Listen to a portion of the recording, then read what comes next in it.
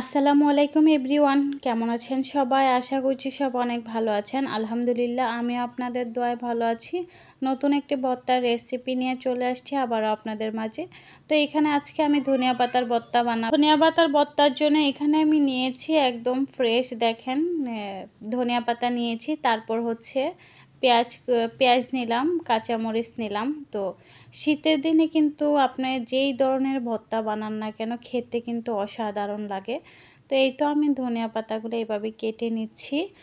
আর আমাদের বাংলাদেশে এটাকে ধনিয়া পাতা বলে, আর পাকিস্তানে এটাকে হারা ধনিয়া বলে। তো এই তো আমি এভাবে কেটে নিলাম।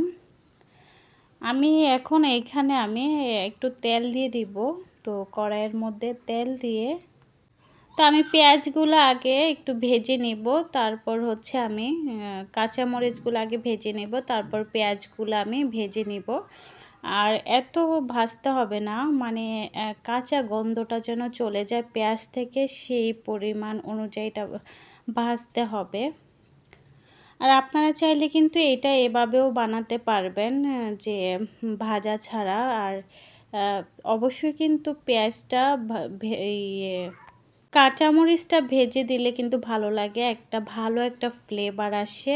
তো এই তো আমি এরকম পর্যায়ে আর তো ভর্তাটা কিন্তু দুই রকমের বানানো যায়। এটা এরকম একটা টেস্ট, আর কাঁচা বানালে ওটা আরেকটা টেস্ট লাগে।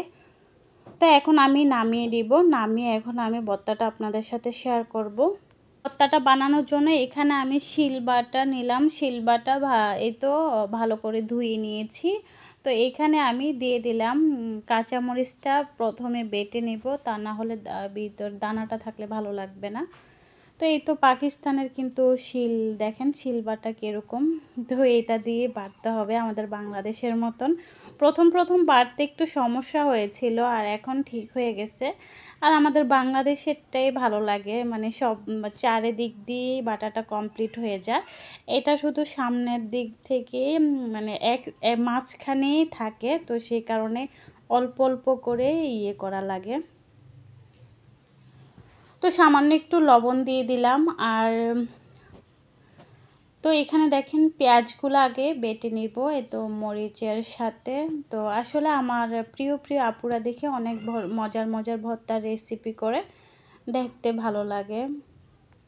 আমাদের বাংলাদেশের মানুষরাই কিন্তু বিভিন্ন ধরনের ভর্তা বানায়। আসলে অন্যান্য দেশে কিন্তু ভর্তার মধ্যে এতটা দেখি না। পাকিস্তানিরা কিন্তু এরকমভাবে আমাদের বাংলাদেশের মতো ভর্তা খায় না, ওরা চাটনি খায়, পুদিনার চাটনি এরকম খায় আর কি। তো আমরা যে ভর্তাটা বানাই ওরা এটাকে চাটনি বলে।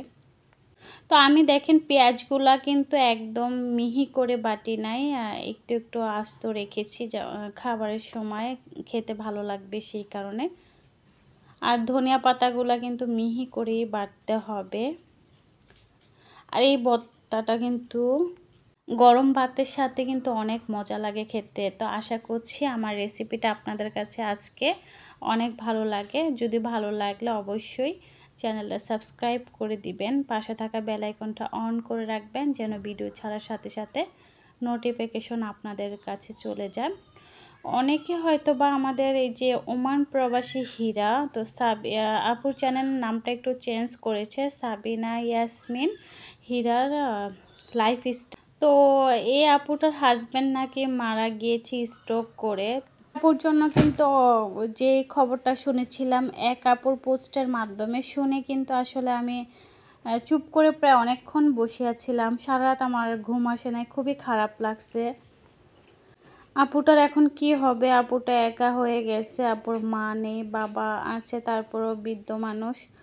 তো হীরাপু আসলে অনেক দিন থেকে দেখি ভিডিও আপলোড করে না। আপু কিন্তু মানে রেগুলার ভিডিও দেয়, এমন একদিন বাদ নাই যে আপু ভিডিও দেয় না। তো মনে মনে ভাবতেছি যে হীরাপু কেন ভিডিও আপলোড করে না। তো ভাবছি হয়তো বা কোনো সমস্যা হয়েছে এভাবে, যে আপু একবার বলছিল যে নতুন ভাষা শিখবে, সে কারণেই ভাবছি যে হয়তো বা এই কারণে ভিডিও আপলোড দেয় না, সমস্যায় আছে। কিন্তু আসলে এই খবরটা যে জানি না, অনেক দিন থেকে পরিচিত সব আপুদের একটু বিপদ হলে আসলেই খুব খারাপ লাগে। একজন যদি 5-6 দিন ভিডিও আপলোড না করে, আপুর কথা মনে পড়ে যে কেন আপুটা ভিডিও দেয় না। আসলে মানুষ বলতেই মায়ায় জড়িত, মানুষের মধ্যেই মায়া মহাব্বত সব কিছু দিয়ে আল্লাহ তাআলা মানুষকে সৃষ্টি করেছেন, রাগ অভিমান মায়া সব কিছু দিয়ে।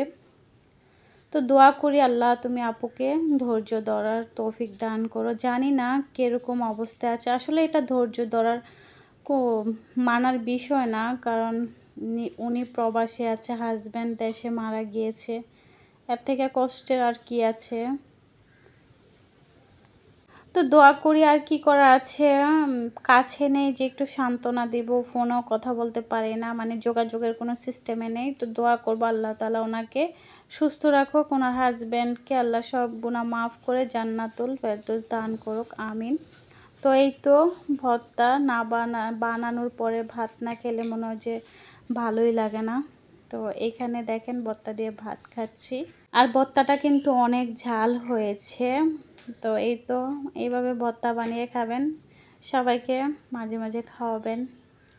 তো আপনাদেরকে তো দিয়ে খেতে পারলাম না, নিজে নিজেই খাচ্ছি। এর মধ্যে কিন্তু নতুন আলু দিয়ে এভাবে মাছ দিয়ে ঝোল রান্না করলে আমার সবচেয়ে প্রিয় খাবার হচ্ছে এটা। তো আজকে আমি তাই করলাম। এই তো এখানে মোচকা মাছ আছে সামুদ্রিক।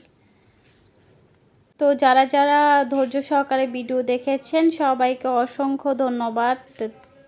তো আমার কথার মধ্যে যদি কোনো ভুল ত্রুটি হয়ে থাকে তাহলে অবশ্যই ক্ষমার দৃষ্টিতে দেখবেন, আর আমি কিছু ভুলও বলি নাই। তো এই তো আপনাদের সাথে শেয়ার করলাম। তো এই যারা যারা ফুল ভিডিও দেখেছেন তাদেরকে ধন্যবাদ। সবাই ভালো থাকবেন, সবাই সুস্থ থাকবেন। আসসালামু আলাইকুম।